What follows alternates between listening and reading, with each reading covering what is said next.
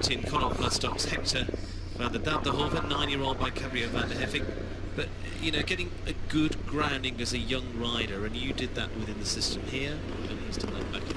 Yeah, absolutely. I think Bertram did very well in the ponies, young riders and juniors, didn't he? For our and in China and in Hong Kong, we don't quite have that same system at the top level of support. But I had a great grounding riding here in Hong Kong, in the riding schools and the private members clubs here with the Hong Kong Jockey Club.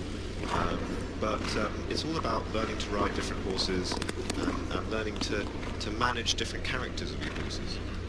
And you watch Bertram and all of his horses, he has lots of them, and all of these riders have lots of them. And how do they get on with each of these different personalities? And that's the real secret of being one of these top riders. Bertram winning yesterday, quite easy, looking to go for a double. We've not seen too much of with Bertram yet. We'll get in his classes this year. He's skipping along at a fair old pace. He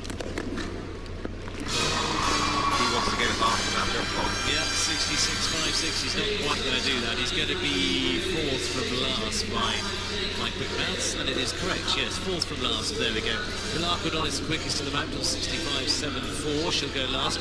Jessica Mendoza is in the danger spot as well as a penultimate combination at the moment. Pia Schwitzer, third fastest at this point, 66.52. It takes us up to 8 of them now in there. And you wouldn't bet against him, would you? No. And Bertrand actually, he trains with Marcus Aining. Yeah. And I always wonder what